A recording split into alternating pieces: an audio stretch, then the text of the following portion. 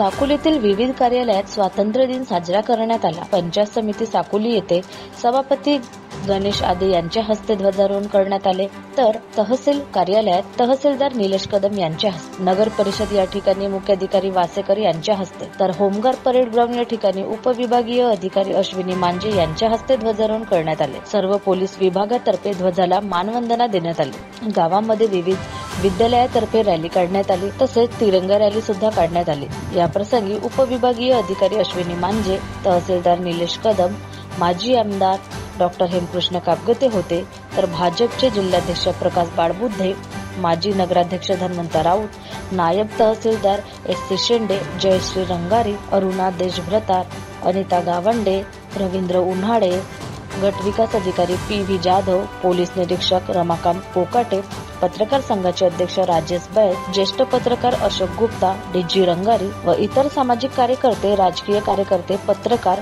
प्रतिष्ठित नागरिक या सर्वांच्या उपस्थितीत स्वातंत्र्य दिन संपन्न झाला। कार्यक्रमाचे संयोजन क्रीडा संघटक साहेब कुरेशी यांनी केले, तर संचालन शिवदास लांजेवार व बाळकृष्ण लंजे यांनी केले।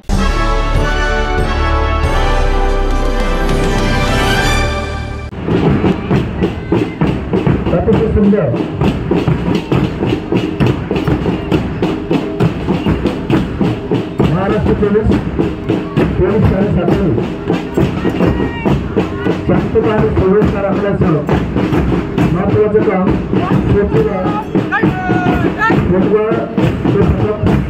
मास्टर कापगते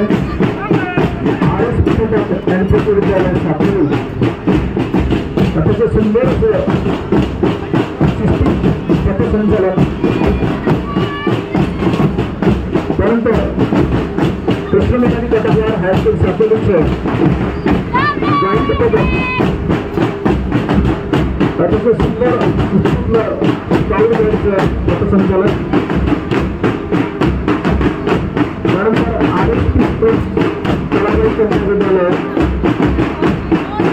साकोली